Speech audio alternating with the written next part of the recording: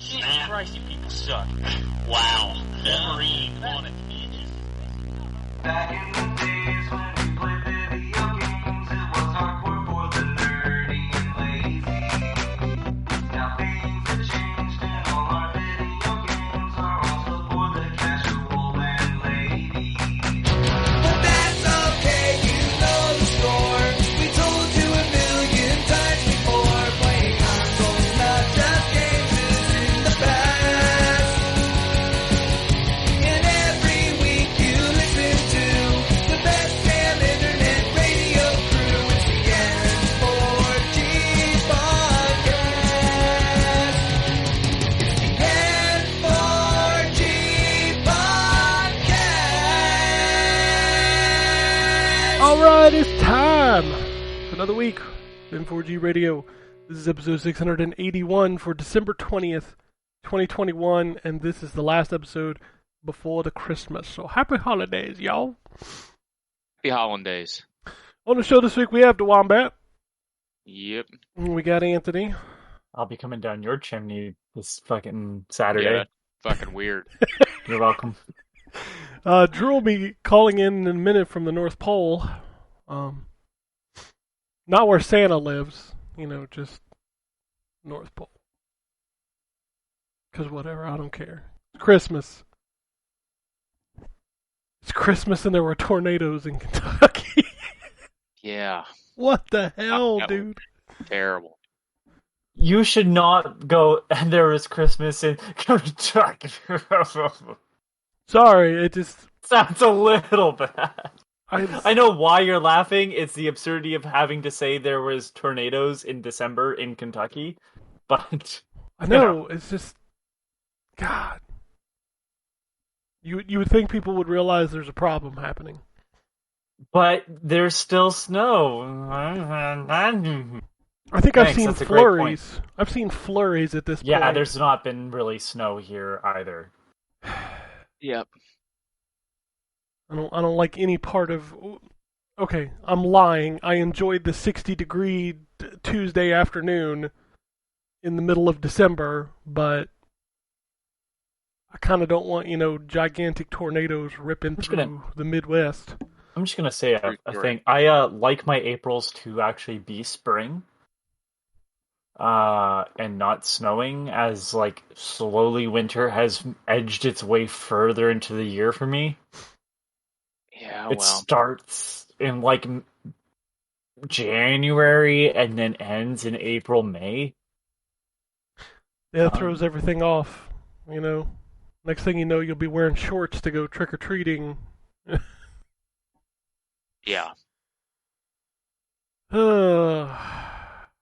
Well, just don't buy any NFTs and we'll be alright. Yeah. According to Twitter, that's what you got. I feel discombobulated today. I don't know what to talk about. It's a weird fucking world and I don't know how to live in it. Discombobulated. I feel like hate it when I'm discombobulated. I feel like between all of this and then the fact that, we're on the cusp of like them trying to send us back into full lockdown because, the world's getting crazy again and everybody went and saw Spider-Man and got sick. Yeah. I heard those stories like people like going to the theater like, oh yeah, it was packed shoulder to shoulder to see Spider-Man. What's that? I said, yeah, of course it was. Yep, because people are like, oh, the virus is over. They're not wearing masks, and the most contagious variant now floating around, passing between spider fans. And there's Spider-fan, people I know, Spider-fan. God bless them, but like, because they're nice people, but they're like, it's just like, when is this ever going to end? Wear fucking masks, you pricks. Yeah, I don't see masks anymore. Like, that's the problem. Like, I'm just like, when's this gonna end? And it's like, well, if you sit here and complain and do nothing, it's never gonna end. And if you go out and get vaccinated and wear your masks and stuff, maybe we can wrap this shit up finally. Let's wrap it up, B. Wrap it up, B. and like I don't. This is like not maybe for a video game podcast, but I don't know when like the conversation shifted from the government's trying to make you wear a mask all the time, from the original conversation of they're trying to record you everywhere. Like They already do. It's called your phone. Well, that too, but those two things don't Well, like you get to cover your face. well, Anthony, you're applying logic You're right. to a logicless problem. You're right. I'm just like We had a local Boy. official in this area insinuate that the reason we were being encouraged to wear masks was to secretly turn us into Muslims. So you're applying logic to opinions that were not generated due to logic. They were generated due to weirdness and racism. This is like when the people complained, and I'm gonna call it J.K. Rowling because she just won't shut the fuck up. Like about like trans people in bathrooms. Like I don't know when the last time I've entered a bathroom and someone like shoved their hands down my pants to make sure I had the right equipment. But if that's a thing we're doing now, I'm all in. So, like, either we are feeling everybody's genitals or nobody's genitals, and we can all shut the fuck up about it. It's like a real left turn. I was gonna say, All I'm like, saying is, like, be consistent with your fucking nonsense or shut the fuck up. You know? Like, it's just, it doesn't make sense to me. What I'm more conspiracy... partial to the shut the fuck up side of it. Yes, of course. I am too, but it's like, you know, like, holy shit, it's just these weird, like, thought processes of, like, nobody wants to... You're not that fucking important. Like, I'm Not important. according to them, Anthony, they're the most important thing in the world. this whole world, it's like the crazy conspiracy shit just isn't consistent. It makes me wish for better times where people just were like, we didn't go to the moon. Okay? We didn't land Like- on the moon. The moon landed on Like, us. we didn't go back a bunch of times afterwards. You know, that was all fake too. I don't... Like, I don't even know what's going on right now. You want to talk about video just games? wear your fucking mask. It's like, wear your goddamn mask. It's not even that... Pretend you're fucking Scorpion from Mortal Kombat. I don't want people to grab me and tell me to get over here. I'm not down with that. Unless I'm entering a bathroom. All right, let's talk about video games. You want to do that? That sounds like a good time. Let's do that. My name is Yeah. Ken, and I approve this message. Anthony, did you I didn't play shit. Okay. I played some Halo, and then I got stuck doing Christmas shopping and stuff. Has anybody finished like Halo? So here's my No. only like issue with Halo at this point. Like real gameplay stuff is, boy, this map is big and there's areas where I wish it's the you know, grass is always greener on the other side. Linear, you know, stuff like you can have these big set pieces. But like, you know, there's very little exploration. There's not a lot to Make an find. open- You know, there's like big open swaths of like kind of nothing there. And I think my issue is that like, so from the first area to the next area, like the second section that you open up, because I'm not very far still. Like I'm taking my time. It's the same. Like it looks the same.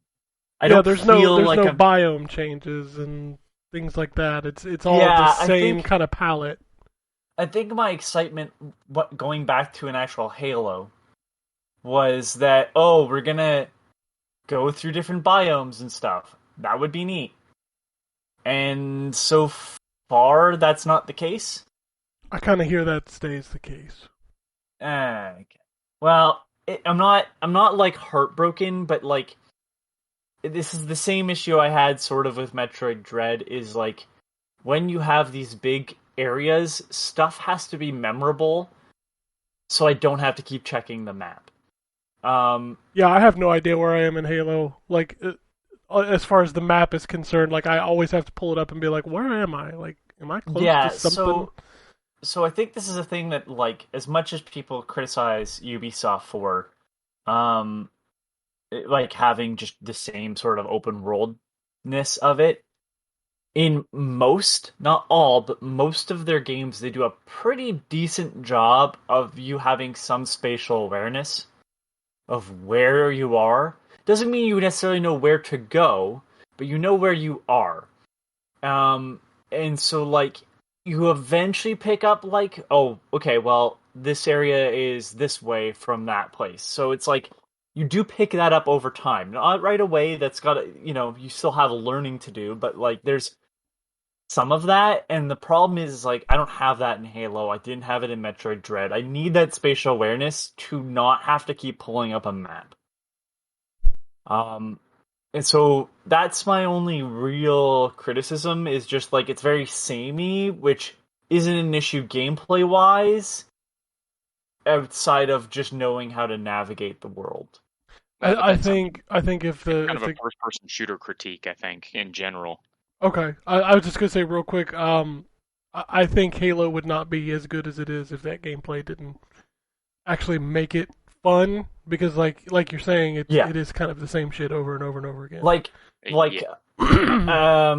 Again, a Ubisoft title, but, like, yeah, Far Cry games can be a bit samey, but, like, there's usually enough kind of to, like, position yourself on. And, like, I don't know, when I'm going through the mountainous areas of Halo Infinite, they all just look like the same mountain, even if they're not. Every time I see a structure, I get excited. I'm like, oh, look, something new. Yeah, so it's just something, it's just that, where I'm like, okay. It's still a minimal criticism. So, like, what am I really saying there is, like, could this game be better?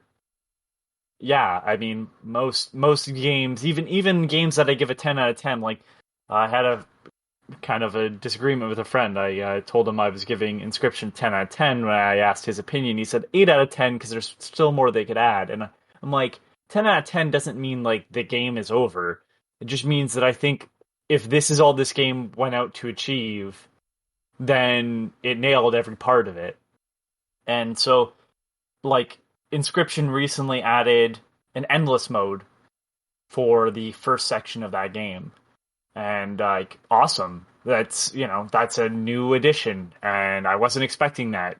It doesn't increase my score, of course. There's nowhere my score can go. I gave it a 10 out of 10, but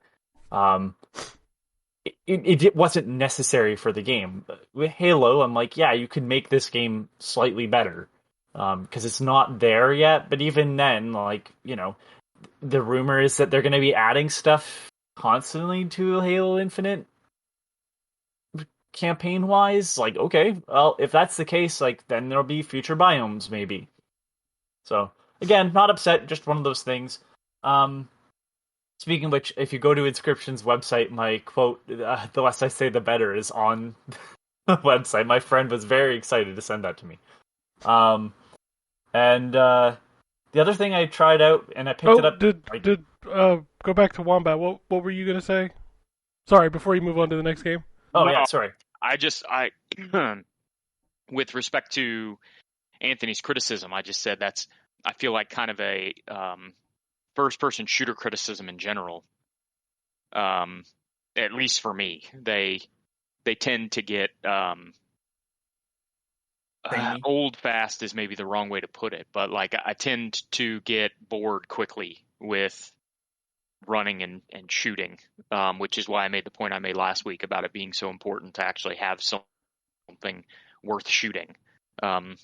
So yeah, I'm relatively early on still in Infinite, but I can already tell that it's going to be one of those games that by the time I get to the end, I'm going to be glad that it's over. That sounds more harsh than I want it to. I just mean, like, I can tell it's going to be one of those games where it's like I'm going to be 2 hours from the end going, oh man, can we be done? Like, But it's not really a criticism for me of Infinite. It's just that's the way I feel generally about shooters. I'm just not a huge fan of first-person shooters anymore.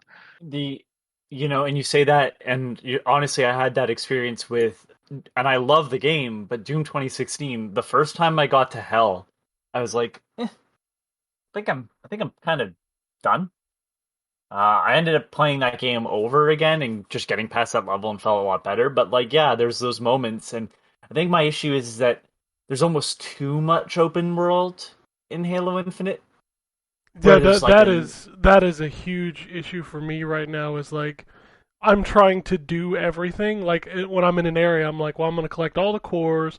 I'm going to do all of the, rescue all the UNSCs. Yep. I'm going to clear all the fobs. I'm going to kill all the targets.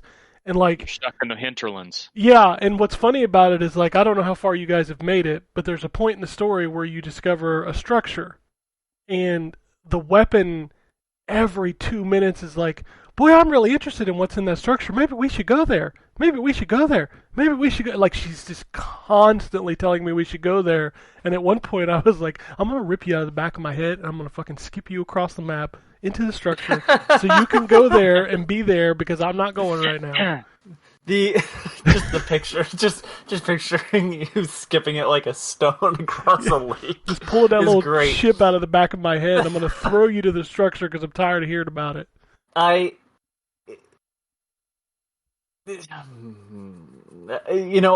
think, again, part of it is just, like, some weird Halo... Like, I still think it's a great game. It seems weird to be complaining about it, because I do love it. It feels great. It's just, like, I think a big portion of it could be... Like, a huge portion could be solved if I could just drive vehicles better.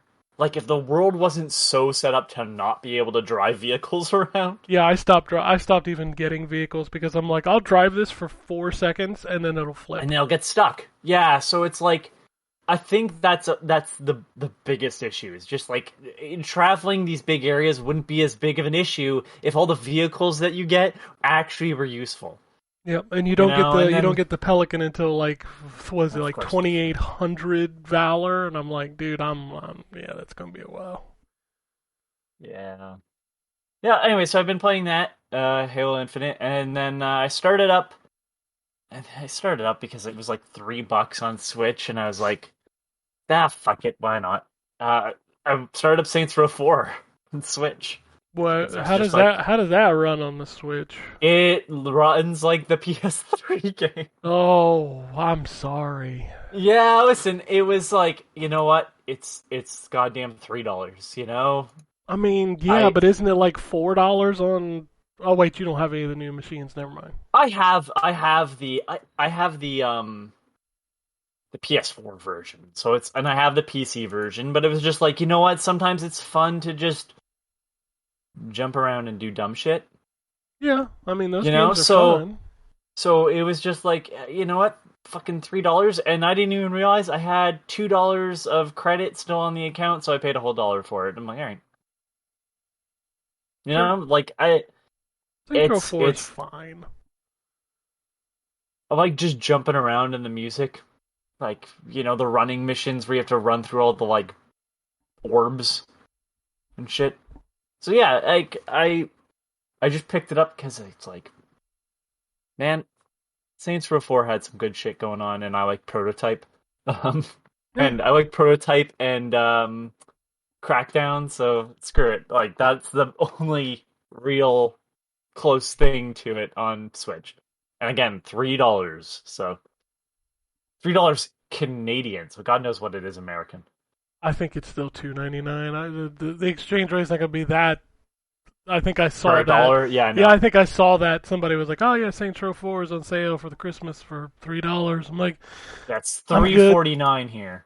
I've got it. I've got it on Xbox if I want to play it. Fine. Yeah, it was just a dumb pickup. I just wanted to see what it's like. It's fine.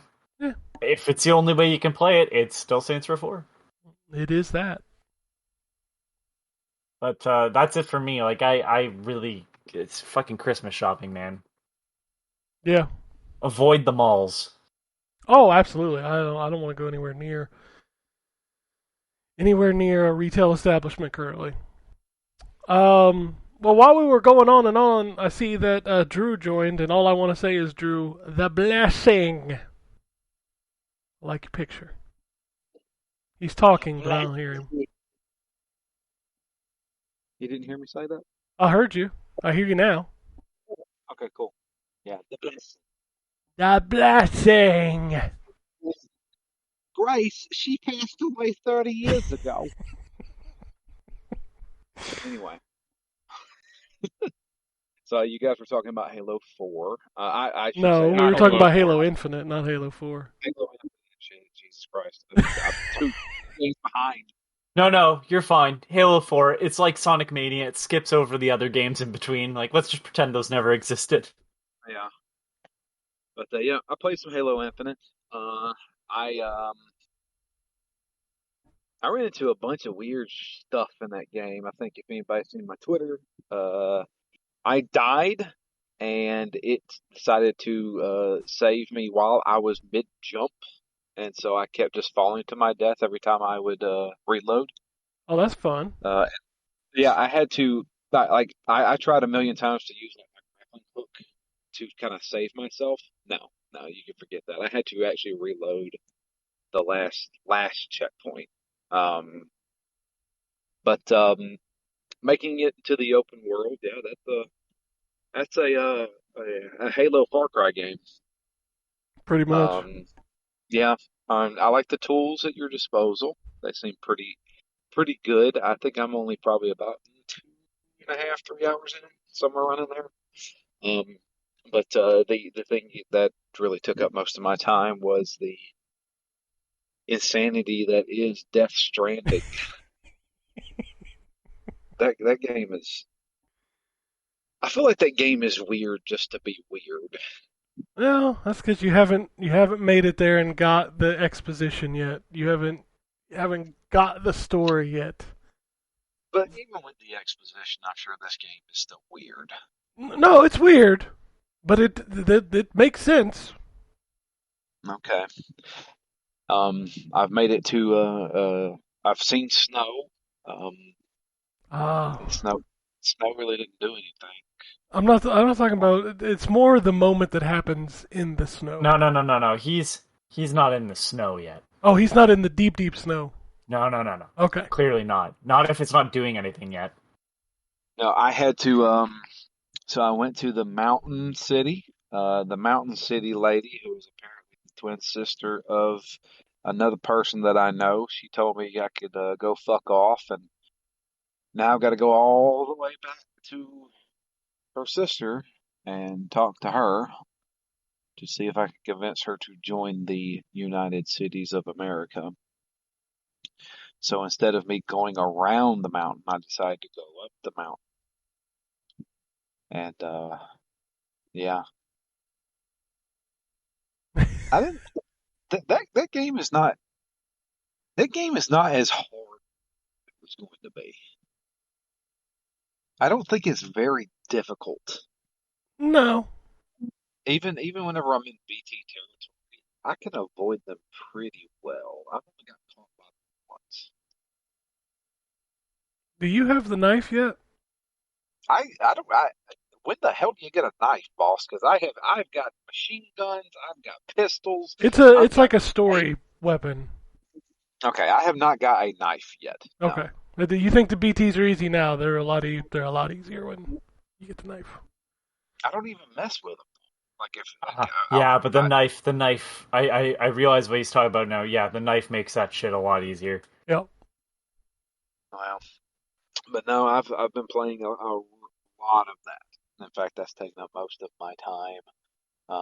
I did play some more Grim Dawn. There is an issue with Grim Dawn, and they casually mentioned it on that subreddit for Grim Dawn that one of the developers did. Apparently, the Xbox version is not saving your progress story wise, and I have tried to go back to that game at least 4 times. Each time, I am literally. I have all of my levels, so I'm like now. So I keep all of my level and all my experience, all my gear, but the story progression remains the same. I'm talking to the same dude who gives me the very first quest to go kill this one guy, and I'm just like, I can't progress in this story because every time I progress, it's like, well, that's enough playing for the day, and I quit and come back to it. I have to do that quest all over again. That sounds like the newest time loop game. Yeah, do it all in one run. There is no way you can beat Grim Dawn in one run. I'm sure there's somebody out there, and it probably takes you about 12 hours to do. I mean, it's a long game. Like That version of that game just seems kind of busted. it kind of is. I mean, the developers know of the issue. They said that they are going to address it. The problem is that the developers are so used to working with Steam, they're not used to working with Xbox. When you come up with a patch, you got to wait like a month for you to release it because they got to go through this whole process. And I'm hoping in the next patch that they do, they're going to fix that because I've seen I couldn't help. I had to look it up. I looked at like one or two reviews for this game, and they're like, "Yeah, this is an 8 or a 9," and I'm just like, "Yeah, but did you guys progress it? Because that's kind of broken right now for me. Like, should I uninstall it and reinstall it again? Like, that's the one thing I haven't done." I don't have an answer for that. I literally played it for like 10 minutes and never touched I it mean, again. oh yeah, see, I can't find anybody else to talk to about this game because, as far as I know, nobody I know has it on Xbox. So I mean, I know that that specific issue has been mentioned by the developers in the subreddit, and they said that they were going to address it. But then they also said in that subreddit, also Xbox takes a long time to get their patches in order. So am I stuck like this until the patch comes? I don't know. Like, I don't want to review the game in this state because The quickest way to get so here I've discovered the quickest way to get an answer to a technical problem. Like you tweet at them and you tweet at them and you say, hey, is this broken? Is this fixed?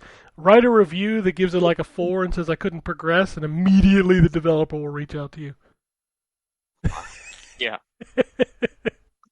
I guess I mean, I've played Grim Dawn before on PC. It's a fantastic game, but holy crap, this version is kind of busted right now for me. I don't know if anybody else is having this issue, but I mean, for me, like I can't progress in the story, so I have to redo the same introduction like quests. Like, sure, I level up doing the same thing over and over again. Yeah, you can do that, but I don't know. Like it's I'm kind of stuck in limbo there with that, waiting on the patch to possibly fix this. Like I said, maybe I have to delete the game and then re-download it. Maybe that can fix it. That's the one thing I haven't tried yet. Well, I So, mean, at that point, I would say try that, and if that doesn't work, then just put it out there like, hey, I can't progress in this game, so 2 out of 10, and the developer will yeah. immediately fix it and patch it. I bet you. Well, I know they're trying to work on it, so they have at least acknowledged it. It's not like they just put it out there and radio silence. So I don't know, but I did play that. Um, uh, yeah, it's basically been like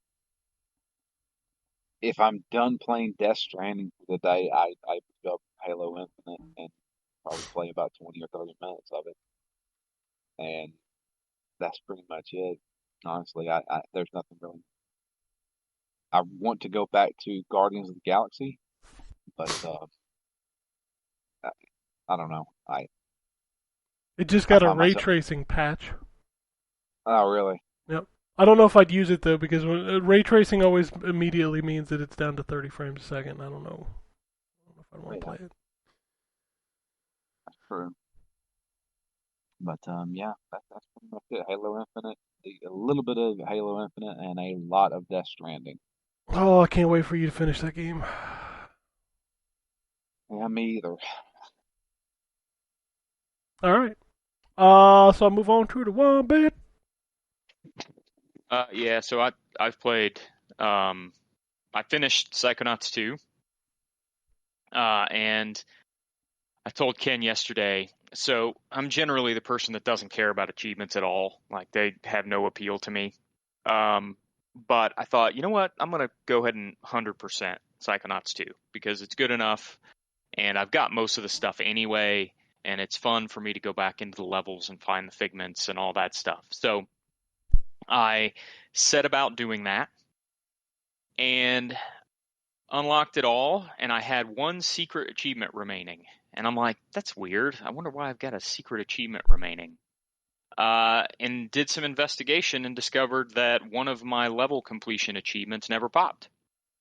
So, yeah, I'm just kind of stuck with one achievement unsolved unless I decide I want to go back through the game and play all the way up to that level again and finish it, which I don't really want to do. So, at least not right now. So, yeah, that really sucks. Yeah. And I've tried to go back into that level in the Brain Tumbler, and it doesn't do anything. Doesn't make it pop, nothing.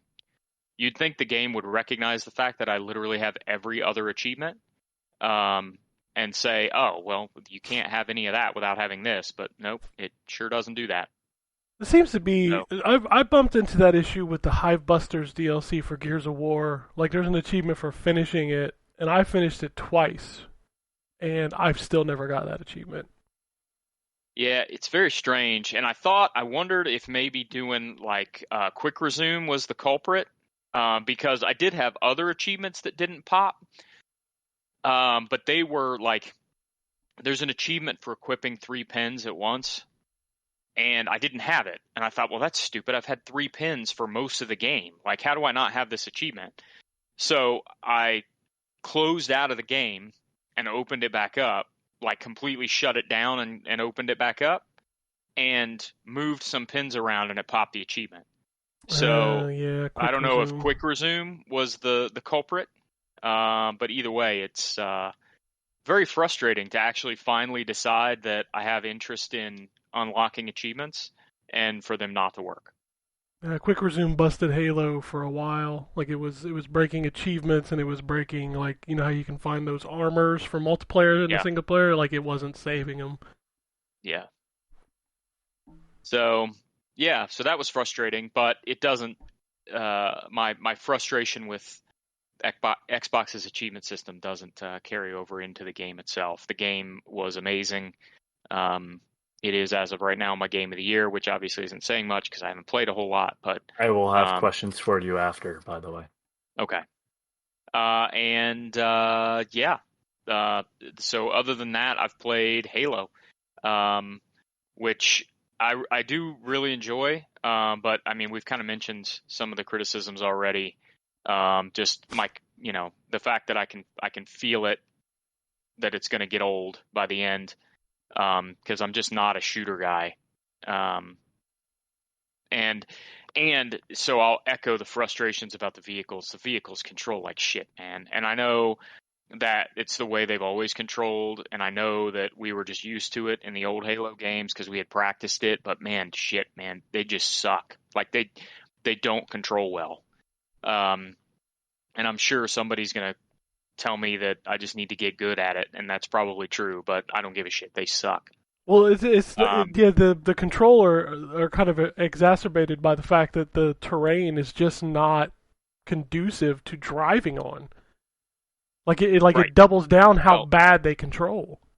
Yeah, and they like the whole, just the method of control for them from the beginning sucks. And then you have to control with that in like these tight, rocky driveways, and it's like there's no point in even using the vehicles.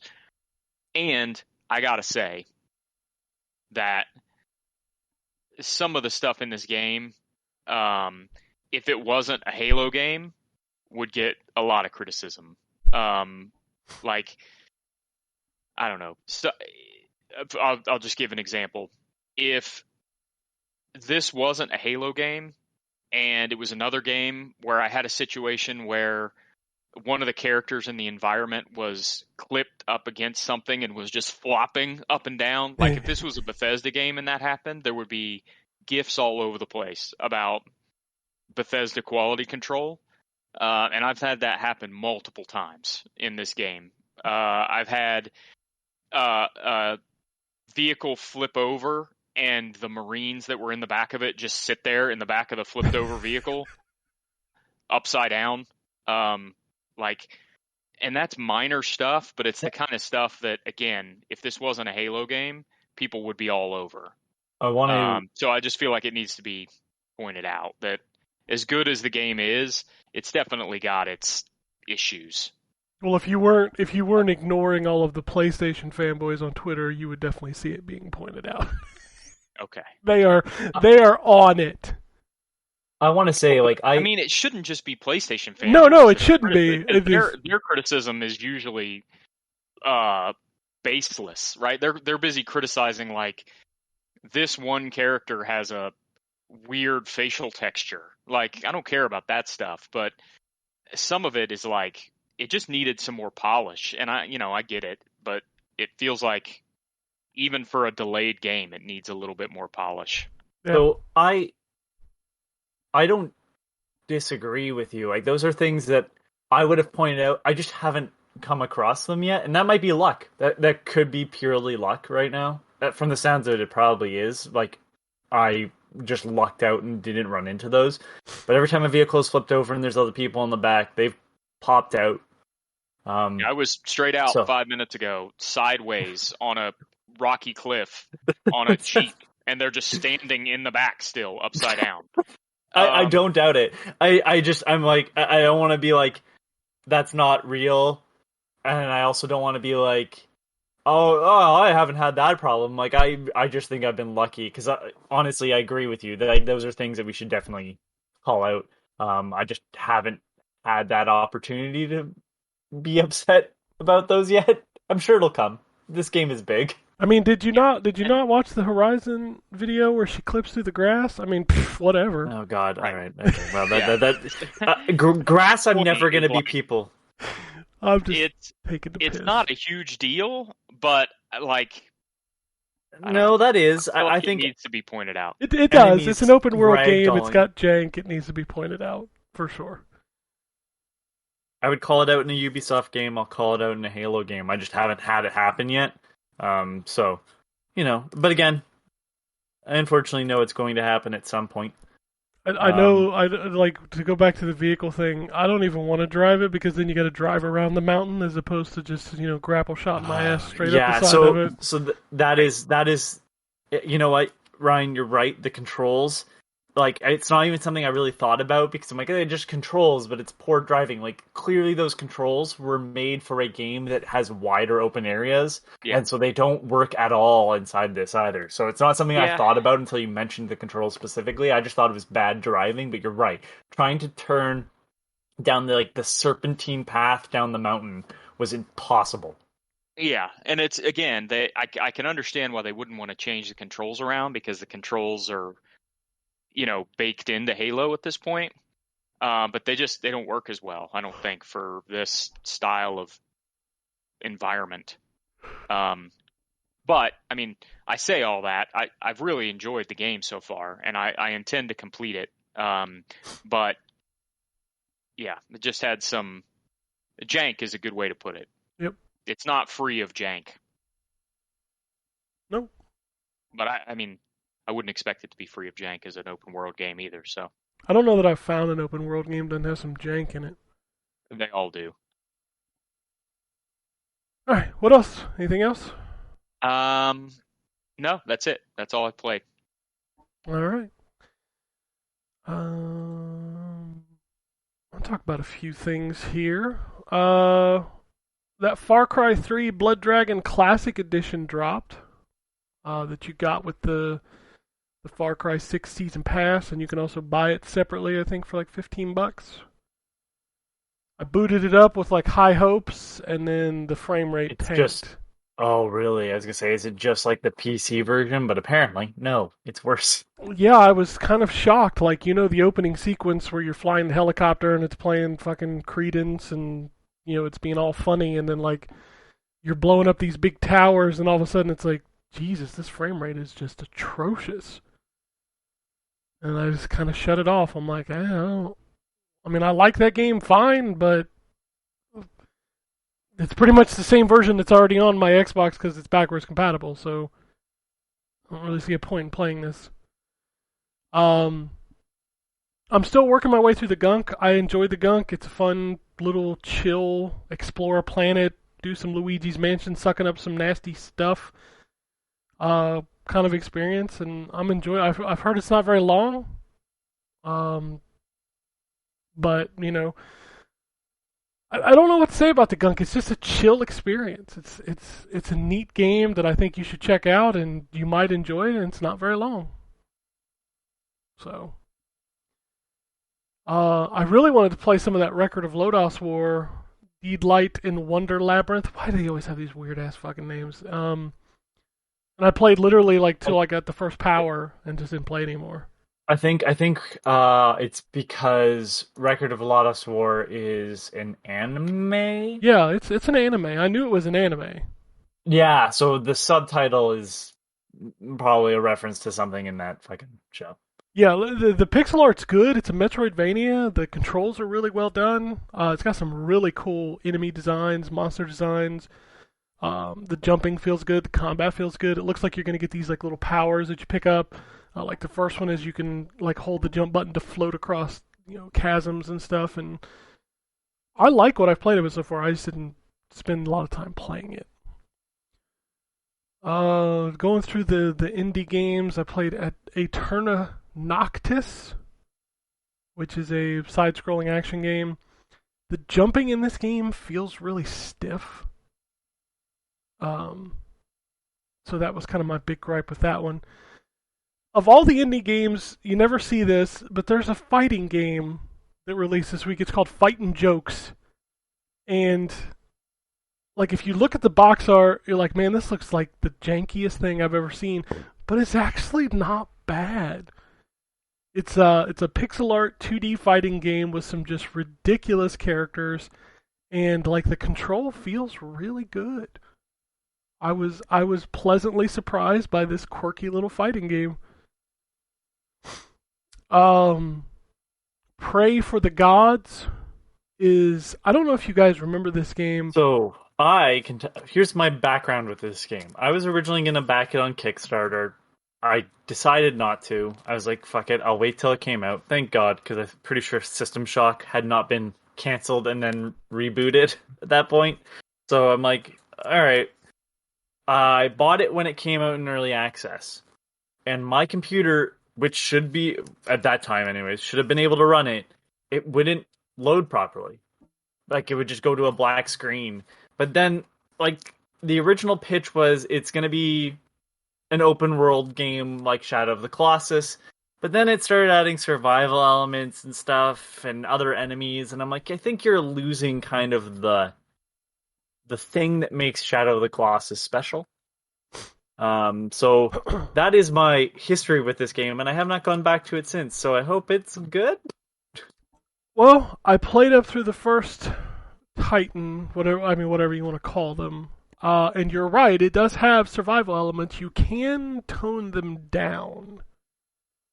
So, like, there's multiple difficulties, not just in the game itself, but also in the survival mechanics. So, like, you can tune them down to where, well, if you're hungry, it doesn't affect your stamina, kind of deal.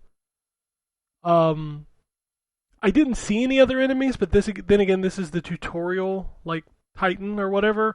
So I don't know if you hit anything before you get to it. It's got a grappling hook mechanic, which I thought was pretty cool. I could, for the life of me, not figure out how to climb that Titan. So, like, I was using the grappling hook, trying to attach to its legs. I was trying to jump and climb it. And, like, the game doesn't give you... It feels like one of those games, it's like, y'all, just figure it out. Like, we're not going to give you...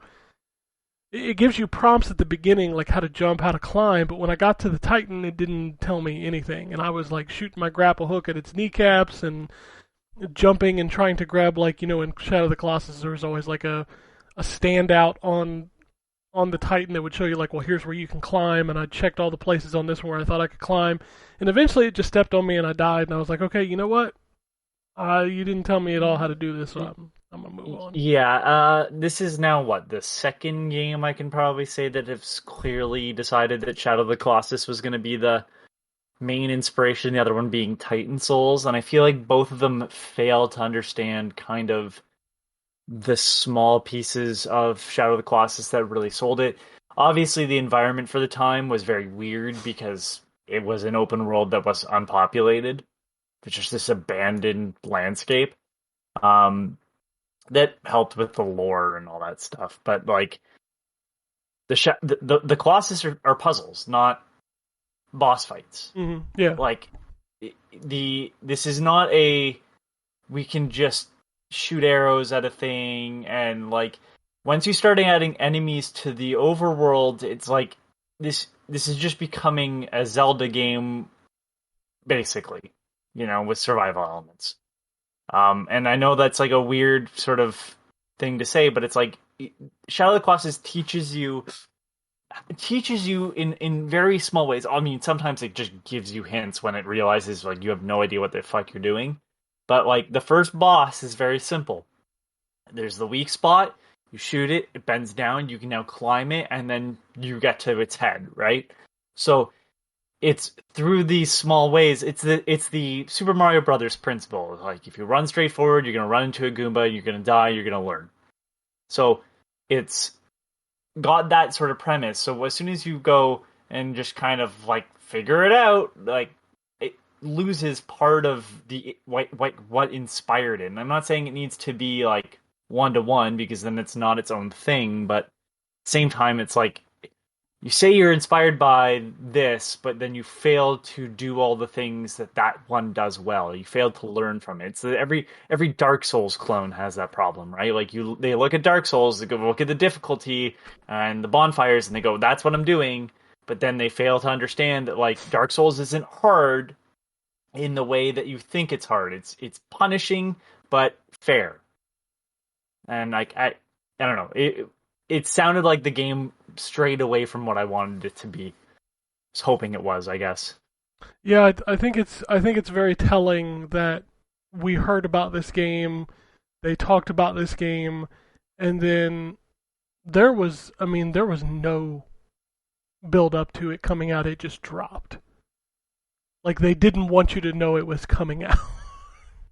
Like that seemed weird because I remember seeing this game and everybody was like, "Oh man, this looks cool." And then all of a sudden it just shows up on a random week in December. And you're like, well, I thought there might be a little fanfare for it, but I guess not. Yeah, I mean, that was, God, I think I want to say it was before I was even on the podcast that, like, it was kickstarted. Yeah. And, like, I was super excited at the time, and boy, just over time, I was, especially after trying it and it just crashing to, like, a black screen, I was like, all right, fuck this. Well, apparently they just shadow dropped it on PlayStation, Xbox. And didn't see a whole lot of people talking about it. So, a couple other ones. I played Castle on the Coast, which is a cel-shaded 3D platformer where you can't invert the camera and it's very floaty and you play a giraffe. It's fucking weird. I did not like that game at all. Circus Pocus is an isometric adventure game where you're escaping from like the serial killer running a circus. It's fucking weird. You and your brother. It's a weird fucking game. I don't know who Ryan is, but I did some racing with him because it dropped on Game Pass. No. I had to play the alligator in the train car. And you can pull the left trigger and just make the choo choo sound. And... I guess both you and Ryan's kids wouldn't be old enough to know who that is. I don't know that my son knows who Ryan is, but I raced with him. Yeah, my son definitely doesn't. So. Okay, so do you guys know who Ryan is? I don't, but here's the thing: like when I'm like in this game, when you're racing, like when you shoot like for lack of a better word, like a turtle shell or something, it's a literal JPEG of this kid that pops up on the screen, and he's like, "All right, way to go!" Yeah, so Ryan is the #1 toy review channel. Like the kid is worth way too much money. He's the one where it's like if your kid has watched a because I worked at Target, I think, when his stuff started showing up. So like he would get branded on toys. I don't even know how old the kid is now. I think he's got to be like in like 10 to 12. So, but yeah, it was very weird to see a game that was branded with him on it. But yeah, he's like the most famous YouTube toy reviewer. I mean, the game is fine. It's a Mario Kart clone. I want to say the game was made by somebody who has a track record. Well, it's all part of that Outright Games publishing that dropped on Game Pass this week. So like Paw Patrol, Race with Ryan. Did oh god. Did the Ice Age game drop? No. It was Transformers, Race with Ryan, Paw Patrol, and something else. Oh, Ben 10, the game that Drew likes. Because as much as I gave that a 5 because it was just like a mediocre 3D platformer, it is just a 3D platformer at the end of the day. It's not bad. Oh, okay. They're the ones that made the weird Fast and Furious game that came out recently? I thought that was No, there's two. There's two Fast and Furious games. You're thinking the one by the Codemasters, right? No. Who the fuck did it was published by Bandai Namco, I think, and it was made by the guys that were gonna make the Slightly Mad. Yeah, Slightly Mad, the Project Cars people. Yeah. That was Fast and Furious Crossroads. This is Fast and Furious Spy Racers Rise of Shifter. Oh, okay. So a game I don't based on the TV show you've never heard of. Okay. They went and did that. They're doing King of Seas. Race. So yeah, they have a All-Star Fruit Racing. Oh, I played that game. Racing. It's so bad. So they're Race with Ryan. They did Xenon Racer. I played that too. It was not good. All-Star Fruit Racing? All-Star Fruit Racing. You're literally driving around in fruit cars and throwing fruits at people. It's a fucking weird game. So that was them. Xenon Racer. That game was not good either. Car Rumble. They wrote it as one word. I don't think I played that. Blaze and the Monsters Machine. I think it's supposed to be Blaze and the Monster Machines because they're all monster trucks. Oh, but that Blaze game and the Monster Machines, Axle City Racers. That's them too. Yeah, so basically they make bad racing games. Bad racing games based on kids' properties, it sounds like. Race with Ryan was probably the most solid one of all the ones you just named. Like, it plays fine. I've heard the the Fast and Furious one is okay. Not good, but okay. Okay, well, I raced with Ryan and then I deleted it. Because it wasn't great. Aspire Ena's Tale. That is a platforming puzzle game where you're moving blocks kind of deal. It's got a really cool art style, good music, really cool. Excuse me, really cool like environments and visual effects. Like that game is visually pleasing. I think that's very much an Anthony game. I think you would enjoy that game, but it is very much like a left to right. Game? It's Aspire Ena's Tale. I'm assuming it's spelled like normal Aspire. Aspire. Yeah. Yep. And how do you spell the second part? Ina, I-N-A, apostrophe S-T-A-L-E. Okay, got it. Yep. I think this is a game you would definitely enjoy. It's a left to right puzzle platformer with really cool visuals. It looks like that. It kind of reminds me of Monument Valley. Yeah, I can see that. If you know what I'm talking about? Yeah, like, it looks like a more detailed version of Monument Valley. Yeah, I kind of like the art style. Yeah, you're probably right. It'd probably be something I'm gonna. Yeah, I think you'd like this game, but it is very much like move this block, jump on this platform, that kind of game. But it's really well done. So this was an interesting. It's called Razor Wire Nano Wars, and it's a game where you have a ship, like let's say on the left side of the screen. And there's a wire going out to the right side of the screen attached to this thing that you can move back and forth and up and down. And think of it like a horizontal shooter, except you're taking that wire and moving it so that it intersects with the enemies and kills them. But the end of the thing that moves the wire, it can't touch the enemies. And your ship on the left side can't move. So, like, you have to kill them before they get to you. So, kind of a tower defense mechanism. But you're just dragging the wire to kill the enemies coming from the right side of the screen. It's a really interesting concept that I am really terrible at. But I thought it was neat. And then the last game that I have on here for the indie games that I played was a game called Trophy. In Trophy, the best way I can describe this game is that if Odd Lots made a Mega Man game. If you know what Odd Lots is. Does anybody know who Odd Lots is? Yeah, I don't. Who's Odd Lots? Okay, dollar store version of Mega Man. Okay, what's this game called again? Trophy. It's just called Trophy. What a terrible name. It is literally you're a little robot and you move left to right and you pick one of 8 stages at the beginning. Each one is themed. It even has the little robots that pop up from the ground and shoot at you and then go back down. It's got like the spinny robots. Holy shit, the art style. Yeah, dude, this game. This is dollar store. This is great value Mega Man. Yeah, 100%. It's great value Mega Man. 100%. Oh shit! Oh my god, the background. Yep. The fucking underwater level just looks like underwater level Mega Man. Yep. It's got cutscenes though. I'm surprised with that. Yeah. That's what Trophy is. No, it's bad. The jumping is bad. The shooting is bad. All right. Okay. But you know what my biggest problem is? It's presented in 4:3, but the borders are like this baby blue, so it meshes with like the left and right side of the screen. So I can't tell you how many times I died jumping because I thought the edge of the screen was a platform. Like it's bad. And the last thing I want to talk about is that for my anniversary, my wife got me a Switch OLED. Nice. So I got to experience moving.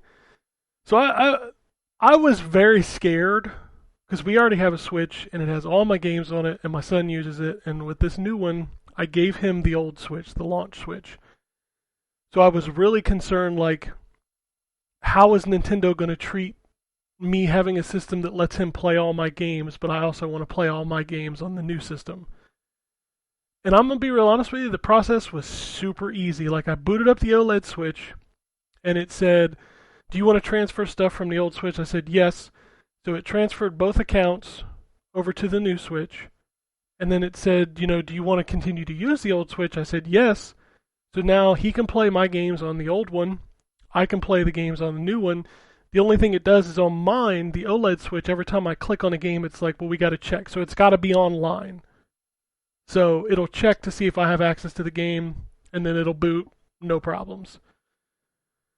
In this process, though, I realized that Pokemon, the new one, you can't cloud save that game. So I lost all of my progress in the new Pokemon. In Brilliant Diamond or Yep. in the other one? Yeah, Brilliant Diamond. I lost all my progress because that save will not go up to the cloud. I have a feeling I know why. Yeah, they don't want you to edit it or whatever. Well, it's not even that. They don't want you to have 2 Pokemon games with the same data. Because one, I don't know how it would go if you tried to trade with like the same trainer ID to each other. That would probably fuck something up. And 2, that would be an easy way to do duplication for legendary Pokemon. Well, I mean, you know what it has done? It made you stop playing Pokemon. Made me stop playing Pokemon because I just lost like 4 hours of gameplay. So, good job, Nintendo. One other note about the system. So, I had a 400 gigabyte card in the old machine that I moved to the OLED because my son doesn't need 400 gigabytes of space. The original Switch, I deleted everything off of it and I was like, all right, what games do you want on here? His first game was Smash Brothers. Can I tell you that Super Smash Brothers no longer fits on a default Nintendo Switch digitally? Ridiculous. There is only 13 gigabytes of free space on the original Switch if you delete everything, and Smash Brothers is 17 gigabytes. Wow. So there is no way for you to play Super Smash Brothers digitally on the original Switch unless you buy a memory card. So I went to Amazon and I bought him a 128 gigabyte memory card, slapped it in there, now he has Smash Brothers. That's ridiculous. It is, because that was the first game he wanted. He's like, I play this all the time. And I was like, okay, I'll put it on there. So I went to click it, and it's like, not enough space. I was like, but there's nothing on here. There's literally nothing on here, but the system itself has taken up now, what's the original card was like 32 gigs. It's taken up almost 20 gigs of space between system files and bullshit. So you literally only have like 13 gigs to put games on the original Switch. The original Wii U, that was 8 gigs. Remember that. I think you had a total of like 3 gigs left. Hey, the Polymega had a 32 gig card in it and only had 9 gigs when I got it. So I had to put a card in that as well. So I don't know what the mentality is behind shipping these machines with these super tiny storage on them, because storage ain't that expensive. I got my son 120. Regular storage. What's that? Like I said especially not SSD storage, just regular storage. Yeah, I bought my son 128 gigs for like less than $20. Right. Just put that in the system. Yeah, but they could. Yeah, SSD and like regular storage, but like flash memory isn't even that expensive. Like you're gonna pay for 32, just pay for the 64, and like that's at least better than fucking 32 gigs. Yeah, the Switch with OLED flash memory built in. Yeah, the Switch OLED has 64 gigs now. It's not just 32. I had forgot that was a feature of the Switch OLED. It actually doubles the space. It's also wonderful to have my Switch hardwired to the internet, because Switch's Wi-Fi was terrible. I don't play portable, but I gotta tell you, that screen is hot. Like, I played some Breath of the Wild and I booted up Mario Kart and Metroid, and I was like, man, this OLED screen is nice. See, I was going to ask you what you thought of it, because we were at GameStop and I saw one like in their display, and they had the OLED and the regular right next to each other, and I'm like, they don't really look that different to me. But Really? I didn't know if it was just the light in the store or if it was just the like screen protector they had on it or what. But I was not blown away visually. Huh. That shocks me, because like as soon as I booted it up, I was like, wow, this looks so much better than my son's Switch, the older Switch. Like it just it's crisper, it's cleaner. And I don't know, maybe it was the lighting, or maybe they had 6,000 kids placing their fingerprints all over the OLED. I'm sure that's part of it too. I feel like, I don't know, I think the Switch's, like the base Switch's screen is really good in comparison to other portables that have had, it is. Standard LCD screens. So it's a harder jump to realize. Like I look at the 3DS and I look at the Vita screen and I can see the difference. But if I look at the Vita screen and the Switch screen, I don't notice as big of a change. And like my Vita is one of the OLED Vitas, not the LCD second models. Same. Yeah, I think it's probably just the original Switch screen was not bad. But again, Ryan, also I'm comparing it to a Switch that's now 6 years old, so I'm sure my son is like greased the hell out of that screen as well. And then I'm looking at this brand new out of the box OLED. So maybe that's it as well. I do say the build on it is much nicer. The fact that it's got a full kickstand, the one that goes all the way across the back. Oh, that's good. That is super nice. I mean, it feels quality. It feels like a better version. But if you were asking, like, should I replace my old Switch? Oh, absolutely not.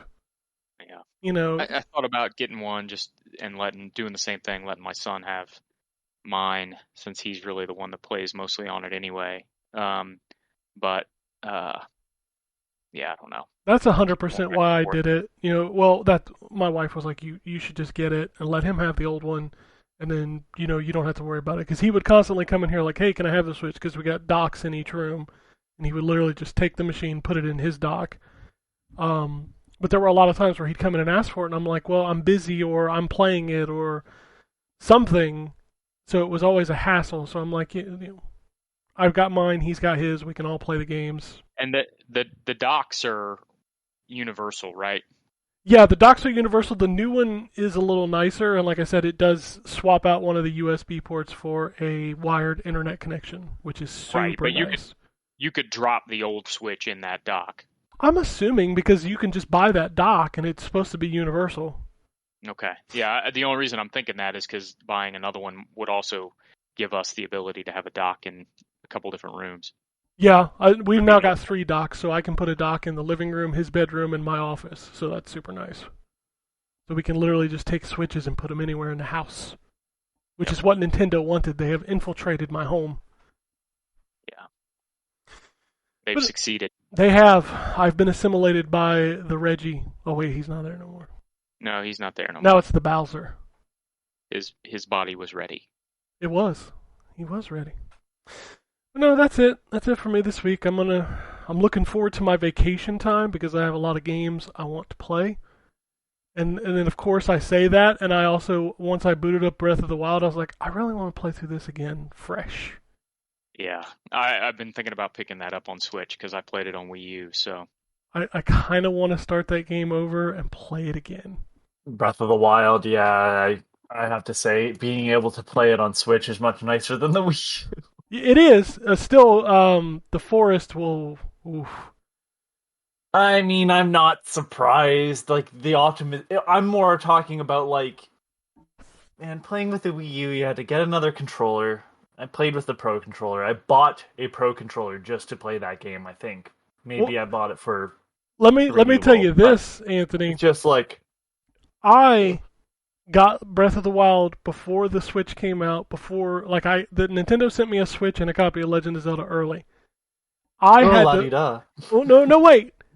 My original playthrough of that game was using the Joy-Cons in that shitty controller thing that comes with the Switch. The puppy dog? Yep. That's how I played Breath of the Wild. I did. Controller. I still think that's better than the fucking... Charging the Pro Controller for the Wii U. It's an old-style USB. It's a mini USB, yeah. Yeah, fuck that.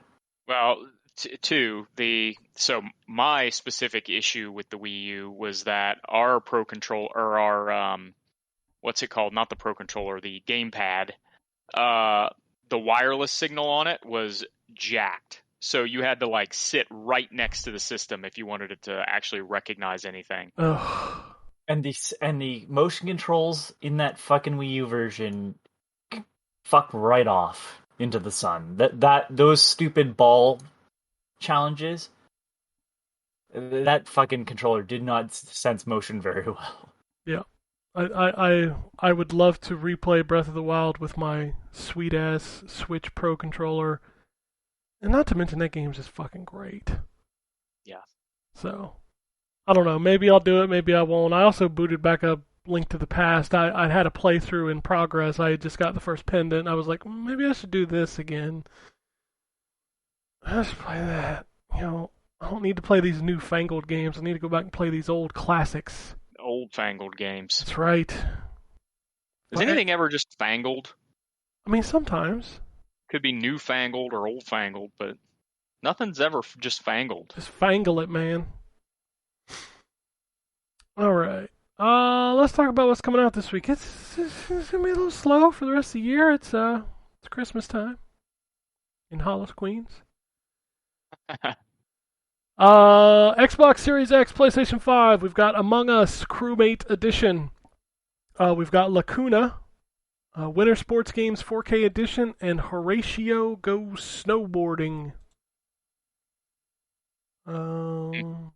PlayStation 5, we got Gear.Club Unlimited 2 Ultimate Edition, and basically the same games. So that's literally all you get for those new machines this week. Xbox One, PS4, not a lot more. Pretty much the same games I just said, plus In My Shadow, Tunnel of Doom, and Vegas Tales for Xbox. For PlayStation, same stuff. It's a light week, y'all. Nintendo Switch, looks like there's quite a bit more. We've got CareBots. Airbots? CareBots. That's what it says. CareBots. What if it's like the robot version of Care Bears? Maybe. That'd be cool. Among Us, Gyarados Club, Gardener's Path, Horatio Goes Snowboarding, Beastie Bay DX.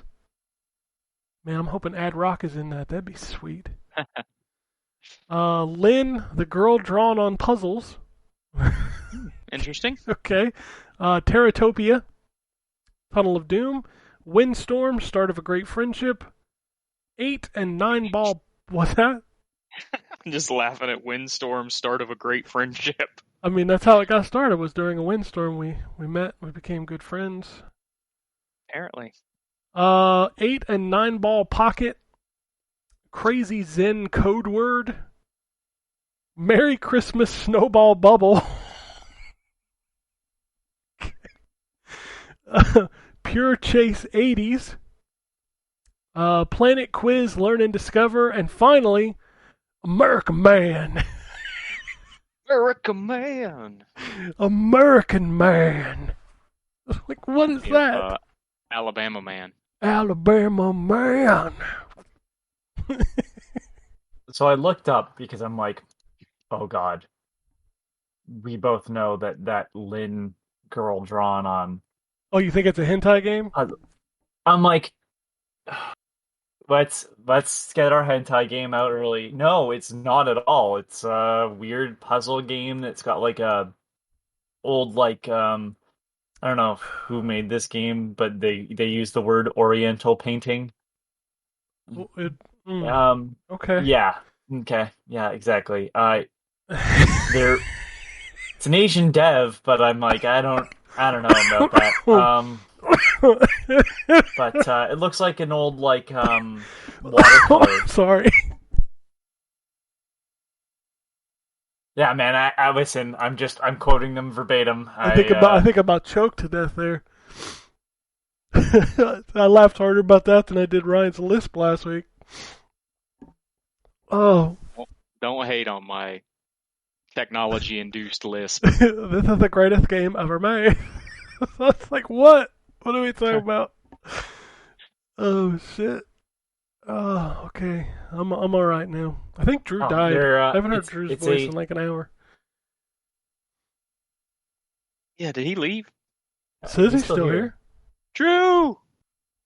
You're on Did mute, you Drew. leave?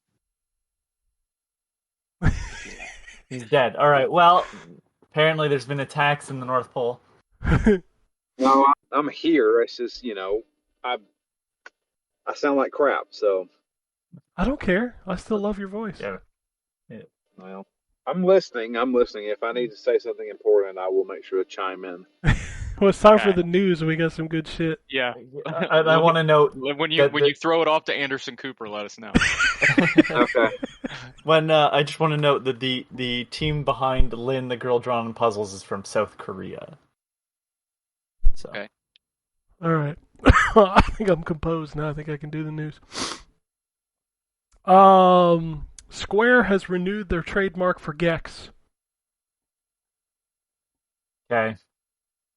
I like so they can Gex. keep selling. No, I like Gex too, and I've made fun of Dana Gould for voicing Gex, even though that's the reason why I like Dana Gould's comedy. That's how I know who Dana Gould is. But I'm like, I don't know, is this a trademark so we can get new games, or, and the more likely scenario, is this just so they can resell old games? You know what? If they would bring back Gex 1, 2, and 3 in like a collection, I'd buy it. I liked all three of those games. Are they going to do a sort of night dive sort of thing where they combine all levels? Because there was some N64 exclusive levels. Yeah, Gex 64 had exclusive levels. Yep. It had the Titanic level, and I can't remember what the exclusive for 3 was. So it's just that would be neat. Just do it I'm like also the up Disney. for another Gex game, to be fair, too. So. Do it like the Disney collection, where it's like it's got the 64 version plus the PlayStation version, and you can just like swap between them. Like, I'd be down for that. I could always go for more. Yeah, I'd love a new Gex. Like, bring back Gex. Dana Gould's not doing anything. He can do Gex.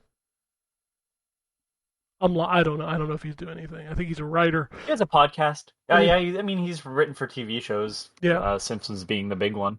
But you're right. The only reason I ever knew who he was is because of Gex. So everybody should listen to. Everybody should listen to his parody of Morrissey. He finishes off one of his stand-up specials by singing a song that he said he wrote for Morrissey but never heard back. Also, I don't know if it's fucking amazing. Gex games were I mean, he has sex with a lady.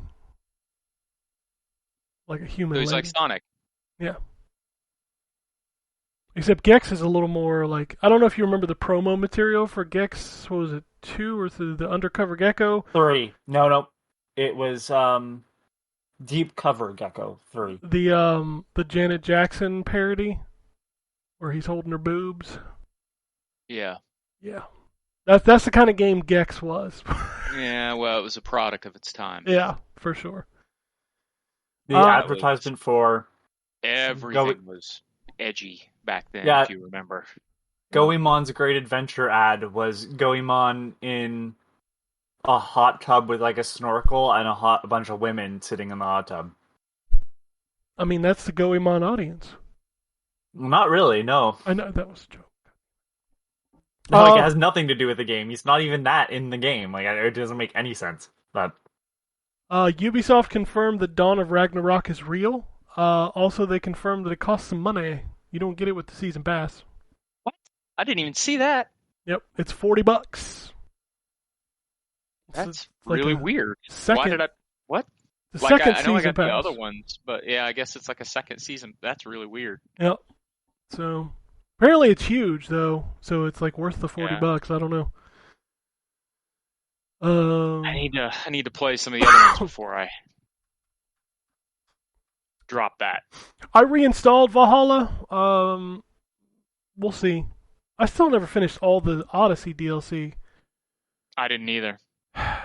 It's too much game, man. Too much game. All right. I don't know how y'all feel about this. According to the internet, there are rumors that Netflix is working on a Mega Man live-action series. I did see that. Why?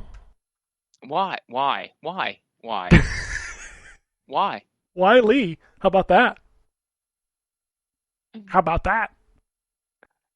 Just make it animated. Why the fuck does everything have to be live action? Well, there was that animated show. Whatever happened to it? Do you not remember that? Like, there was supposed to be a show coming out, and then I never heard anything about it ever again. I mean, Netflix did Castlevania, right? With anime? Right. And they're doing Devil May Cry. Yeah, why not? Mega Man seems like the one that you would do first. The Witcher made sense for it to be live action. Why is this? Why Mega Man live action? Why? I don't understand. It's gonna be stupid. One of the major criticisms of Mega Man is that the original box art looks so stupid. You know why it looks stupid? Because they tried to make it look live action. So who? Let's do casting calls. Who's playing Mega Man? It'll probably be kid. What's his nuts from Guardian of the Galaxy. Oh, since Chris he's Pratt? In everything else. Chris Pratt will be Mega Man? No. It's gonna be a kid. I'm gonna ruin this completely. Like this. Like he smoked a pack a day. Hey, Mega! I'm Mega Man! He's gonna say Mega in front of everything. Mega! I have mega throat cancer. And he's gonna make out with a human woman, basically. Don't mega smoke. No, it's gonna be here. I'm gonna ruin it for everybody. It's gonna be a kid. It's gonna be a kid's show. It's gonna be a live action kid who probably can't act very well. I know who. It's gonna be Ryan. me. He's talking about the other Ryan. Not the Ryan on the show. The one you raced with earlier. Yeah, I know what you were talking about. Okay. But yeah, like it's gonna be some kid that can't really act. They're gonna give. Oh god, it's gonna be a kid, and it's gonna be like the actors that you know. They'll make Wily the actor that you know, so they can show him less than Sonic. Yeah, it'll be Yes. it'll literally be Jim Carrey. He's going to play Yeah, but Dr. even Jim- Wily and Dr. but, like, Robotnik. at least in the Sonic movie, as I know he's not like. God, really, I'm forgetting his name right now. I know his name on every other fucking time. I need it. Cyclops there. Oh, James Marsden. Marsden, thank you. And James Marsden, like, is a recognizable face. Like, I don't think he's necessarily pulling people into the theater, but like, he's you know him as an actor. He ain't no even Chris if it's Pratt. even if it's just a hey, I recognize that guy. Like, it's still you recognize him, and he seems to do really well acting off of nothing, which is really weird because he's been in a couple movies where he's had to act to like a CG character. But no, it'll be like the only star you know in this live action film where nothing is really animated except for special effects is gonna be Wily, so they don't have to pay them as much. Dr. Light will be like maybe at best hey, there's that guy. Man, John But probably Hammond would not. have made a great Dr. Light. But it's gonna be bad. I'm just seeing a reboot. The reboot new series again. Of like, wow, you're really missing the fucking point of this. We built Mega Man. We spared no expense. And we called that child Mega Man. The voice you're hearing is Richard Kiley. No, it's gonna be the live action version of Mega Man 7 or 8, where the stupid cutscenes. Oh. It's Dr. Wowie. Hello, Mega Man. Hello, Mega Man, where he stumbles and they're just like, "Fuck it, that's the take." Hey, Bass, shut up. Oh, Yeah. I'm I sorry. don't understand. I don't understand. I don't understand. And, well, they had a show. I had to look up the name because I couldn't remember. Called Fully Charged, and There's a it's couple done. Mega Man animes that were really good. The Battle Network ones were great. I will stand by the Battle Network show. As someone that loved Battle Network, I was not expecting much out of that, and they were really well done. I don't know if Star Force got its own series, but if it did, I never watched it. Yeah, but there was a kids show called Fully Charged. They made a comic off of it, and like that's all they ever did with it. And I think it lasted for like one season. And it's weird because the comic is clearly more for adults. It's like the same story, but like the more mature artwork. But yeah, like I just it's weird that series is gone and they're gonna do a new live action potentially. I'd rather you didn't. Yeah, I'd rather you did. Take the payment that you're gonna pay them to make the series and pay them not to make it. Speaking of video game TV shows, I started season 2 of The Witcher. Yes, I started it too. I only saw the first episode though so far. Yeah, that's all I've seen is the first episode, and I've come to the conclusion that show, the only reason I like it is because of Geralt. Like, whenever he's not on screen, I'm just not, I don't care. And I think that's just me not being as deep into the lore. Yeah, most of the characters that aren't Geralt in that are book characters, so... But they're just not if you haven't read interesting. books, Yeah, but they're just not interesting to me. I will tell you that the dude, like that first episode, the dude, the house he stays at, that dude was interesting. yeah. That's that was great. that's one of the better short stories in the books. I loved that sequence. Like the whole episode, I'm like, when we're hanging out with Geralt, I'm into this. When we're talking to those people, the post-war thing, I'm like, I don't care. Now, Ryan, I hate to tell you this, but the next episode you're going to watch is kind of going to piss you off. Oh, you think so? They changed some things. Oh, okay. Well, I mean, they changed some things in that first episode too from the book, so it's fine. I don't expect it to be exactly like the book. I really did like that dude, though. I like that whole sequence in the house. Yep. That whole thing was great, especially the fight at the end. Because that's one of the things I felt like the first season was lacking a lot, was him hunting monsters. Like, I felt like a lot of that was missing from the first season. You mean doing Witcher things? Yeah, like the show's called The Witcher. I want to see him do some witching, you know? You want to see him witch. That's right. To get into the act of witching, because that's why I'm here.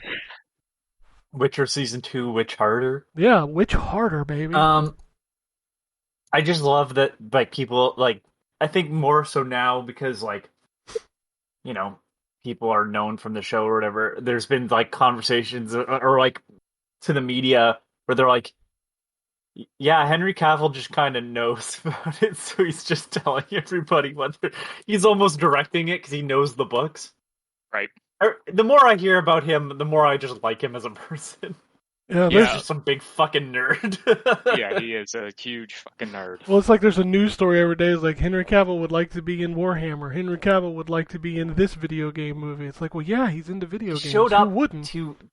He showed up to his Superman audition in like a store-bought Superman outfit. I love the fact that like he'll go on these things and they'll interview him about this super geeky stuff, and they're like, you can tell the interviewer is trying to be tongue in cheek about it, like oh yeah, all this geeky stuff, and he's like, no, yeah, it's really super cool. Like they were interviewing him about something, and they asked him about Warhammer. And the interviewer made a joke about like painting miniatures, and he's like, "Yeah, it's really fun." He just doesn't care. I just love it. He's just like, oh fuck, we have a good nerd, you know. Yeah. He's just like out there, like, yeah, Warhammer's great, like, fucking. Now, excuse me while I talk about these high fantasy books that I love, and I get to play the main character. Like, would you like to be James Bond? He's like, I'd be cool. Hell yeah, he's living his best life. And I'd love to play Superman again. Like, fucking alright. Yeah, he's living his best life. Good for him. Yeah, good for him. Yep. New Game Pass games this week. They dropped a boatload. We already talked about some of them. We had Ben 10, Power Trip, Broken Age, Firewatch, The Gunk, Lake, Mortal Kombat 11, Paw Patrol, Race with Ryan, Record of Lodoss War, and Transformers Battlegrounds were all dropped this past week. And like none of those games you should probably play, except for maybe the Ben 10. What? Mortal Kombat 11, The Gunk. Sorry, I thought you were going through the fucking just there. I didn't hear the Gunk and Mortal Kombat. Record of Lodoss War was in there. That's right. That's not that mine. I was thinking those stupid whatever. Firewatch is a good game. I've heard Lake is good too, but I haven't played it. I zoned out as soon as you started here. I heard Race with Ryan. All I heard was like the nightmare of like mediocrity. So I forgot everything else that happened. Apparently I popped in at the wrong time. You did. Yes, Mortal Kombat 11 you should play. I don't know what it comes with. It's just Firewatch is alright. It's just the base. You don't get all the extra characters, but you do get the story. So. Alright, well, Firewatch is okay. I'm not going to hype it up like other people did. I want to say it was like you should play the game and then look into the tech that they had to like make for it, because the amount of dialogue options and like the responses and what has to happen like behind the scenes tech wise is super fascinating. And like they were talking about buying like assets. I want to say it's a Unity game, and they bought assets for like birds that fly in a flock, but they had to like actually edit them and stuff. Like, it was a fascinating thing. I remember hearing about like all the behind the scenes stuff. I want to say that like all the recorded dialogue, it sits in like a bank, and the way the programming works is like it figures out like based on your previous like selections what's going to happen next in the dialogue, and it's just like thousands and thousands of recorded lines. So they had to like make their own software for it. Yeah, crazy. Speaking of games added to services, Nintendo announced 5 new games for the Genesis online Switch program. We got Toe Jam and Earl, Thunder Force 2, Sword of Vermilion, Dynamite Heady, and Altered Beast. 5 out of 6 ain't bad. There's 5 games, so it'd be 4 out of 5. 4 out of 5 ain't bad. Dynamite Heady is can- some treasure gold, man. Treasures. I love treasure. I'm wondering, does it come with the Japanese and the English versions, or do you have to switch to the Japanese? You have to switch to version the of Japanese account? account. This is just the American. Because those are different games. Like, I'm they sure if you change switch stuff to your in- Japanese account, it would be the Japanese version. So yeah, if you do that, play Dynamite Heady both ways. I think there's like a difficulty difference. I think it's easier in Japan, but they also changed a bunch of graphics and boss fights and stuff. The travesty that is the N64 games on Nintendo Switch Online right now has overshadowed the fact that those Genesis games run super nice. So it's good to get some more. It's good that we got 5, but Nintendo's kind of like, fuck the Nintendo and Super Nintendo, we're done with that shit. 64, you're going to get 1 game a month. Maybe. The new Mass Effect game is rumored to be using Unreal Engine as opposed to Frostbite. Oh, I wonder why. How short supply do you think these new consoles are? Because they're really short supply. They're so short supply that Microsoft had to use dev kits for the Halo tournament. Jesus. Yeah. This is like awful. Dev kits for a officially sanctioned Halo tournament.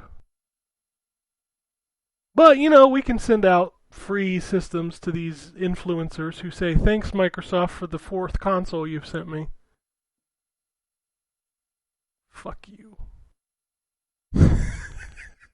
I'm not bitter at all. I'm not even like, oh, I can't believe, I don't get one for free.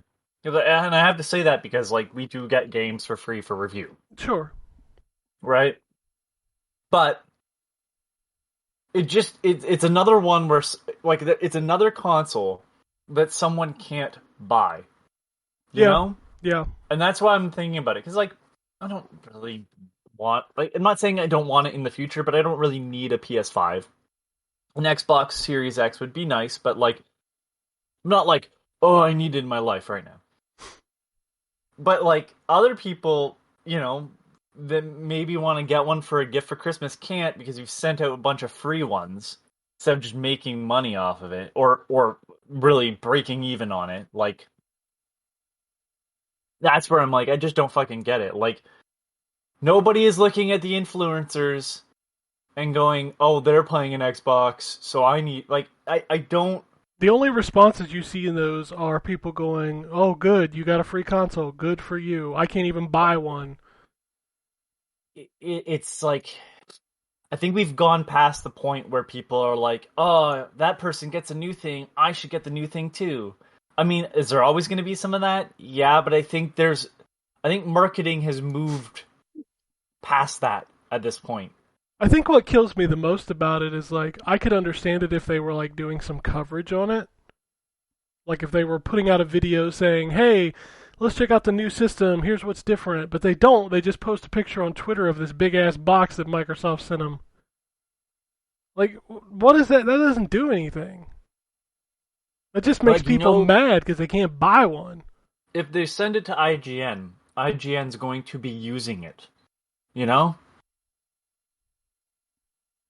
I don't know. I think this whole... Truthfully, I think it's Microsoft going, please like me. Please talk about my machine. Because, they've had the conversation has been definitely the other way. It's not like you see Sony shipping all this stuff out. They're just like, fuck it, you're going to buy it anyway. We don't care. we don't need to send you free shit. So, well, it's just like right now, you can't get it anywhere. No, you legitimately cannot. So, I think that is more of a push for people to want it, right? The scarcity of it all, than like Johnny Ball 17 on Twitter, who's verified as an influencer or some shit, getting one being like, thanks Microsoft for the care package, and then it's a fucking Xbox Series X. Yeah. You should be sending them out Series S's because those are available. Right. Send them Yeah, to the people don't seem influencers to to talk about grasp. that so they can start selling those machines because nobody wants that machine right now.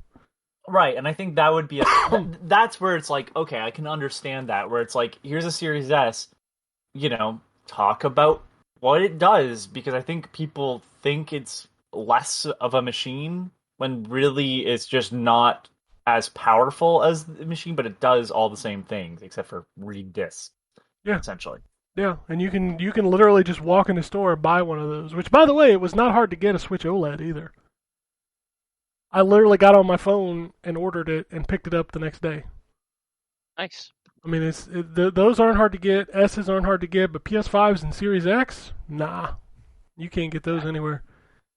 I keep thinking about getting my son an S, but I mean, it's a solid system if you got Game Pass on that machine, yeah. You can play pretty much anything you want. Hell, you can even play that new Matrix thing on the S.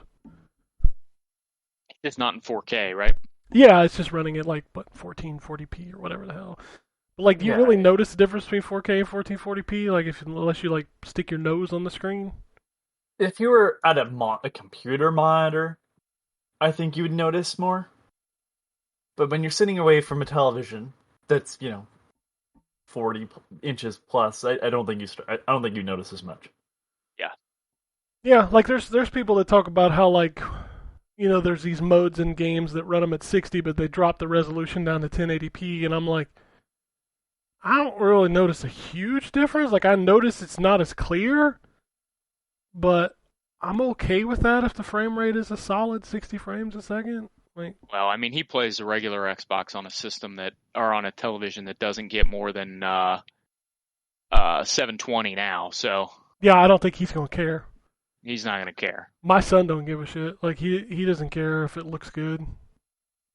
My only thing is if and when we upgrade to an OLED TV, I will likely move our 4K one up to where he plays. So I thought you had OLED. No. Oh. No, I do not.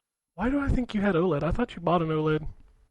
No, I was thinking about it, and then I was going back and forth about whether I wanted that or whether I wanted to replace my 1080p projector with a 4K projector. But I haven't done either. So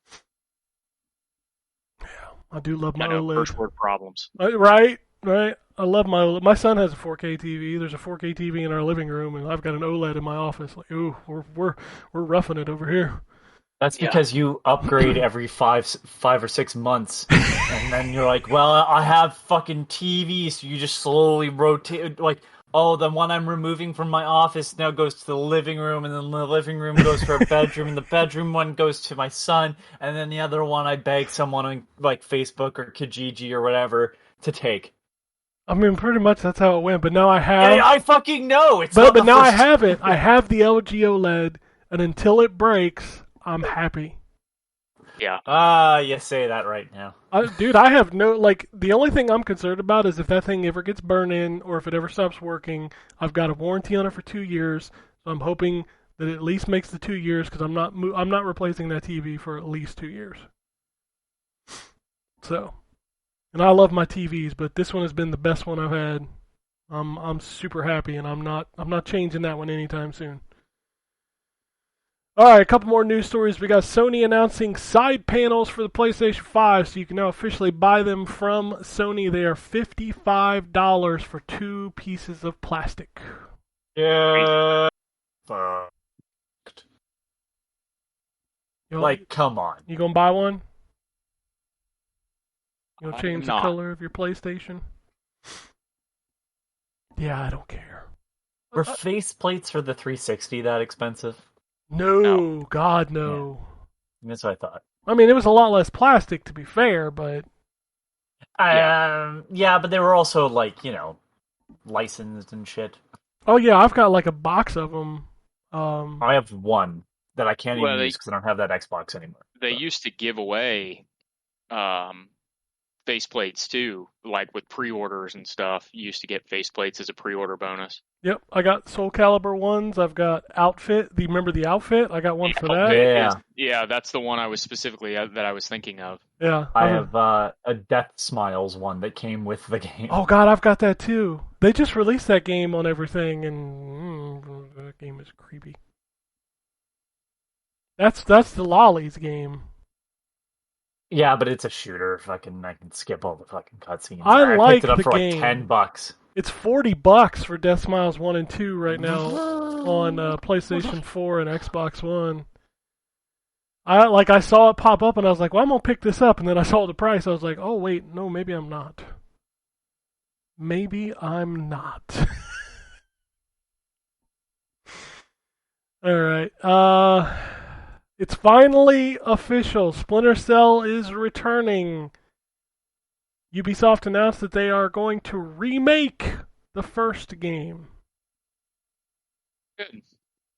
So, Oh no, That's just what make you a deserve. new game.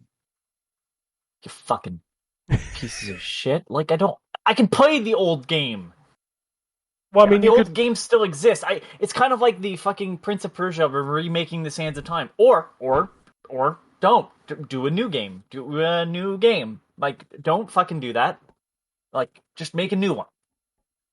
How about following up on the fucking really good, what was it, 2008 game? 2008 game. Yeah. Hey, the last Splinter Cell game was one of the best Splinter Cell games. Blacklist, that game was amazing. Exactly. Just make a new Splinter Cell game. I'm about to You say, know? does anybody really want to go back and play the original Splinter Cell? Because the first 3 games, while sure they were good, I don't want to play those again. Well, it's I like them, but it's you not can a play them on Xbox. remaster. It's not a remaster. It is like It's a Resident remake. Evil 2 level remake is what they're Yeah, but comparing it to. Again, no. Okay. Just do a new. Just do an like. Am I gonna probably fucking engage with it? Yeah, because. Yeah. I'm just but, happy. like, I'm just happy Splinter Cell's actually officially But back it's in like a just- real Splinter Cell and not like a mobile game or a guest No, they have. character in Listen, Ghost there's still Recon. There's still plenty of time for them to fuck this up. Don't. I didn't say they They- were going they to fuck it up. I'm just saying it's back at least. I mean, Splinter Cell Blacklist came out during the 360. Mm-hmm. That's how old it is. Yeah. All right, I got one last news story that apparently everybody was pissed about. Tencent bought Turtle Rock Studios. They they owned like What's that? because Tencent buying anything. Why are they mad about that? Because Tencent is Chinese and everybody thinks that Tencent is going to ruin everything they buy. But like They haven't really So messed far, with they anything they haven't. bought. it's like clearly like they buy things. They're not Activision Blizzard and they're not Epic. These are people that are like this company clearly is just like, you make good things, we want a bit of that profit and we'll, give you better financial backing, because right now Tencent doesn't really want to engage with the Chinese market because China's cracking down on shit. So of course Tencent wants to, diversify what they own. Diversify Buy that your bond. bonds. That was going for the I'm same. so glad joke. that you and I. I'm so glad that you and I are on the same page. But like it to me, it's like this isn't the first thing that Tencent has invested or bought outright, and so far they've really ruined nothing in the sense of like just taking a studio and putting them into another part of Fortnite, or in their case it would be PUBG, or like Activision where they bought oh my god, the guys that did the Crash game remake, and then Tony Hawk, and then now they're just Blizzard. So it's like I don't know. I'm not like upset about it, but I feel like it's a little bit of, I'm not going to say racism, but like the fear that they're going to be, free to play stuff. But,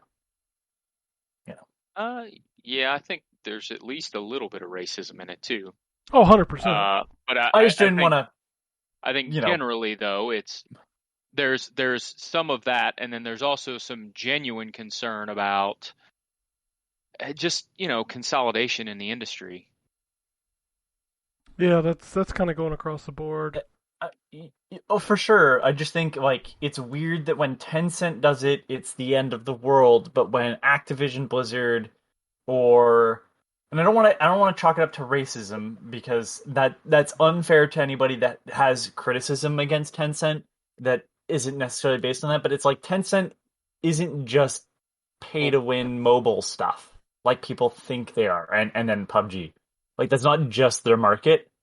So it's like it's unfair to be like, well, that's what they're doing especially when their track record hasn't been such. If their track record becomes that, then yeah, I get it. But it's like right now, it's like I want to see this same complaints when, Activision absorbs another studio into their Call of Duty, bank. Yeah, that's fair, I suppose. All right. I'll double check one last time, but I didn't have any emails. Nope. Still no emails. Ubisoft's getting into NFTs. I'm sorry. There's that.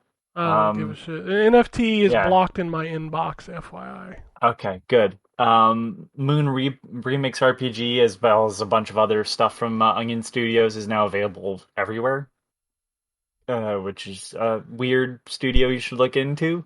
Because they make like their Flappy Bird clone, Kiss Me Mon Amour. Like it's weird. They're weird. I want to say they were also behind like Tulip and Rule of Rose. Like they're a weird studio. And then Psygnosis, developer of Wipeout and Lemmings co-founder Ian Hetherington died, unfortunately. And like as someone, the only reason I pointed it out, because it's kind of a bummer otherwise, is that like my dad played a lot of Psygnosis games on the Genesis, and I got really used to seeing like Lemmings and stuff. So, they kind of disappeared because Sony bought out Psygnosis, and then DMA was the creator of like Lemmings and stuff. So I was a big Psygnosis, teenager. A lot of PlayStation 1 stuff. Yeah, I played a lot of their stuff on PC. So it's kind of sad that the one of the co-founders has passed away because, like, yeah, those games predate me, but like a lot of their Genesis output was my childhood. So, I just thought I'd point it out that like one of the old guard, because they made games for the Amiga and stuff, has unfortunately passed. All right. Moving over to the Twitter. Das Wonderbra Kid wants to know, hey Wombat, when will you bring back the news intro to the podcast? It's been quite some time. Yeah, I mean, we just gotta wait until we've got enough doubloons to pay his exorbitant prices. Oh, the doubloons. Y'all think it's free. Y'all think this is a labor of love. No, he is gonna get paid. Yeah, I mean he's a fucking diva. He needs his money. Right. So you gotta subscribe to his OnlyFans. and no one's listen. What, Drew? What'd you say? I just said Jesus Christ. And now my balls. Full gape. Full gape. Oh boy. I don't hold anything back. Oh, okay. Them cheeks. I only accept Bitcoin and NFTs. Oh yeah, we gotta pay him in NFTs now. That's what's really gonna happen. Yeah. He ain't into that yet. The I will get into this hot tub.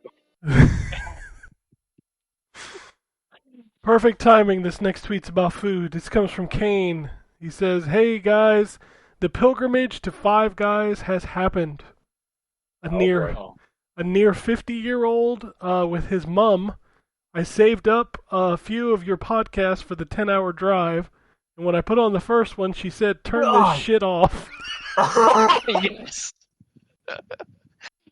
Oh, your mom's awesome. He posted pictures Clearly too. has taste. He posted pictures of the food. Tell me he posted a video of his mom saying, "Turn this shit off." Oh shit. That would have been. If he did, that'd have been what great. we really need is a audio recording of his mom saying, "Turn this shit off," to add to the beginning of the podcast every week. Absolutely. Oh my god. That'd be perfect. Turn this shit off. That is... There'd be at least one person that would be like, "Okay, fine." Yeah, sound advice. I won't argue against it. Finally, I tell myself that every week. Yeah, right. Like, turn this shit off. Who's gonna listen to this shit? Chad writes in with a little bit of dialogue for Drew. Okay. Laura, what's that noise? Is that crying? Drew, yeah, it's this baby in my controller. Laura, what? Little Death Stranding there for you. Dude, so I play the majority of Death Stranding before I go to work in the mornings. So it's like 5:30 in the morning, and I fall off a freaking cliff, and this baby's screaming, and my wife like groggily wakes up and is like, "You please turn that off." That baby crying out that controller drove me bananas. You can't can you turn it off? Yeah, you could turn it to where it's not coming out of the controller, but the baby's still crying. Yeah. Wow. So. Oh. Whew, all right, that's all I got for this week. It's that time, y'all. You need to start thinking about your lists. Games. When are we doing that? Of the year. Oh, what's the thing? I don't know if we're doing a show next week. It's day after Christmas. Yeah, I won't be available for a show next week. Yeah, so. I probably won't either. Do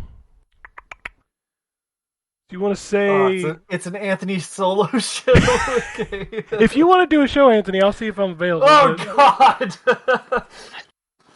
I don't know that I will be or not. I will let you know this week. Let's say that the show of the 10th, January 10th, will be... Because I don't want to do it on the 3rd, because I feel like that's a little too early. So maybe the 10th. Okay. That's fine. I'll have 4 games by then. That'll give me enough time to at least play some more things. Maybe a little bit of Guardians of the Galaxy, more Halo, maybe a little bit. Maybe I can dive back into Resident Evil 8 because I've only made it 4 hours in that game. I'll say, yeah, that was a game that came out this year. Yeah. I liked what I played of it, so. It's a great fucking game. I loved it. It'll be on my list for sure. There you go. So yeah, for everybody who celebrates it, Merry Christmas. Hope you get everything you wanted. For everybody else, Happy Holidays, Happy Hanukkah, Happy Kwanzaa. It's the happy time of the year, so you listen to Mariah Carey and buy her meal at McDonald's. Yep. Which is the Have thing. her tell you that you made a good choice on the screen. That's yes, not it's real. a thing. Yes, it No, 100% is. Yes, it is. I saw the billboard. There's a What the Carey fuck meal is this? at McDonald's? Look it up. I don't think this thing exists in Canada, thank God. The Mariah meal, right? No, it's the Mariah menu. Carey exists in Canada. Hold on, I got the link for you. Oh, The Mariah menu. Yeah, there you go. McDonald's, baby. This thing. Oh, McDonald's wants to know my location. Pff, y'all ain't getting me. I ain't gonna let you know where I am. I don't want you spying on me. Let's be real. McDonald's got you a long time ago. I don't eat there anymore. Oh, Mariah Carey has partnered or gets festive with McDonald's, but not in Canada. That's the reason why I haven't heard of it. Thank God. Hey, today's free McDouble day. Mariah said make it a McDouble, so that's what they did. You can get a free McDouble. Tomorrow is apple pie. You know what, though? It is the most wonderful time of the year. You know why it's the most wonderful time of the year? Because McDonald's has the holiday pie right now. What is that? What's in that? Oh, it's a delicious custard pie with, like, sprinkles baked into the top of it. I'm telling you, it's the bomb. So you get McDouble today, you get apple pie tomorrow, you get a sausage McMuffin with egg on the next day, and then you get a double cheeseburger. For those wondering what the hell is the difference between a McDouble and a double cheeseburger, it's a slice of cheese. And what the worst part is, isn't it like 70 cents difference between the two sandwiches? Probably. Like a fucking 70-cent piece of cheese? Fuck out of here. Hey, man. Cheese ain't cheap. What if you bought a McDouble but asked for cheese on it? They'd Would charge it be cheaper? But would it be 70 cents? Yeah, they charge you per slice of cheese. Fuck, right off. Yeah, cheese is that's the thing right there. That's the thing that gets you. And it's cheese with a question mark and, like, air quotes around it. No, that's more the Cheese. meat. The meat has the question marks around it. Yeah, in the States it definitely does. Canada, it's a little bit more of a vigorous testing process. Anyway, that's all I have for this week. I hope everybody has a wonderful holiday. Take some vacation time. Get out of work. Don't be working yourself to death. Come back in 2022 so you could be refreshed to deal with the shit again. Get festive. Play some Dead Rising 4 because it's the only game I can think of that's like significantly Christmas based. I think the only movie I got left I gotta watch is Die Hard. I watched all the rest of them. I had a lot of movies I watched this year for my festivities. Did you watch Ernest? I don't have any way to watch Ernest. It's not on Netflix anymore. It's on Disney Plus, my friend. Oh, it is. Okay, well I'll get on that this week. That'll be this week. Ernest Saves Christmas is still fun. Yep, that's a great movie. I know it left Netflix, so I couldn't watch it. I think I watched. I think I watched Christmas Vacation like fucking the first week of December. That's the kickoff right there. That's the GOAT. Yeah. But I don't have anything else, so unless anybody has anything else, we can get out of here. All right, peace, bitches. Alrighty. And it goes something like this. Epic fail.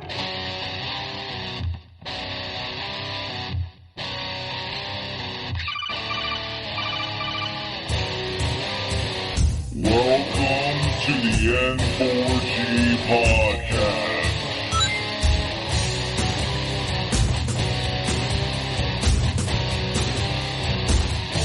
$0.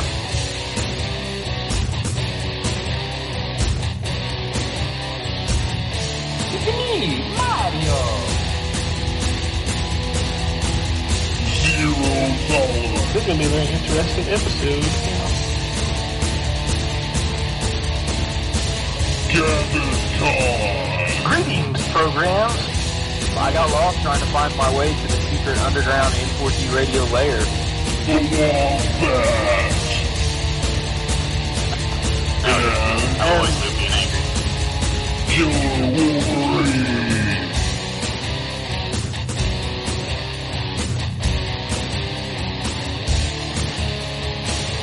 Play games, not consoles. No fanboys allowed. And then I killed the dragon. 8.0. Killed the dragon.